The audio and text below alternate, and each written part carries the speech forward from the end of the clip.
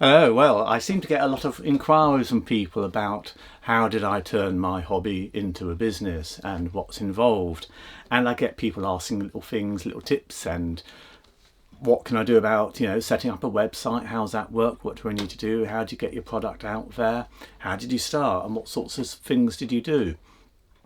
And I sort of had to think about, well, perhaps it's worth me doing a video or something on all of this.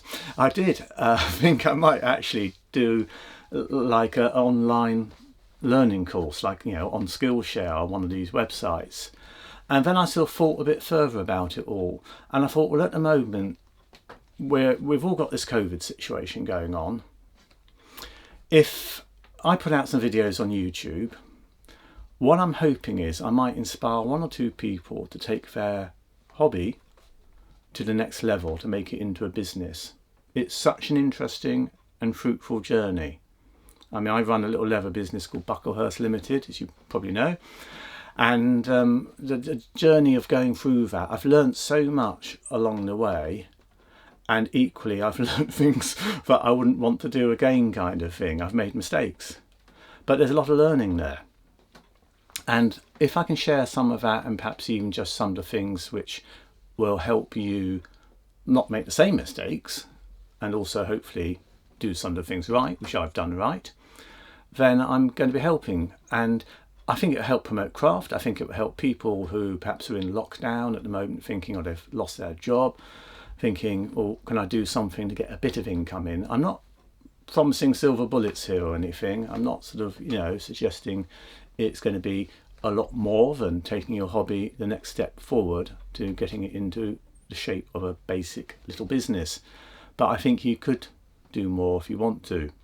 So the plan is I'm going to do a few videos where I'll talk about different aspects, anything from marketing through to deciding what to make in the way of craft items, through to finance and budgets and all that sort of stuff.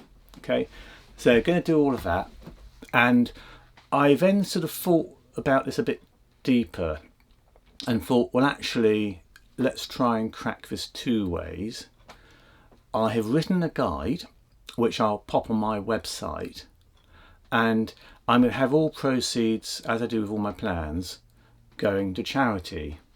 So if you decide you want to buy the guide, which will basically back up everything that's said in the videos, but give you a bit more information and a bit more detail, then that all the money from that will be going to the MDS Patient Support Group. Now, that is a charity which supports people who have bone marrow cancer, and it gives them all sorts of support, from emotional support through to practical help.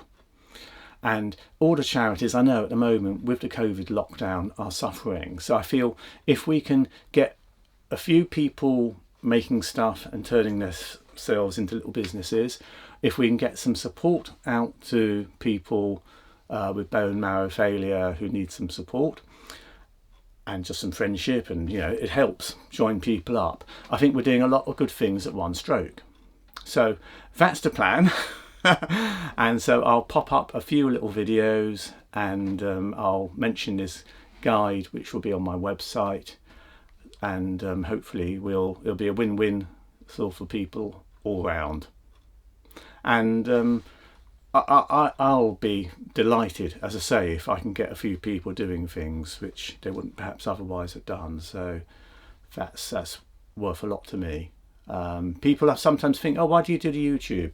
And I mean, the fact of the matter is, with YouTube, yes, I get AdSense revenue. So each time someone views a video, I get a little bit of revenue. It's not a huge amount these days, but it does cover my costs of all my equipment, which is great, because the cameras and everything are quite expensive, editing on a big computer. But actually, it's the comments I get when I get someone say come up to me at a Bodger's Ball and say, oh, you've got my son and myself back into woodwork or something, or back into leather work. I've had people come up and saying, oh, you've reconnected, or you've helped me with my mental health. I was struggling a bit, but I'm now focusing on doing leather work and my life's a lot better. That to me is worth so much. So anyway, let's give it a go and see what happens. And if you've got particular things that you think I should be covering, please pop it in the comments below and I can include something on that. Okay, thanks for watching, and if you don't want to miss out on these, please make sure you subscribe. Bye then.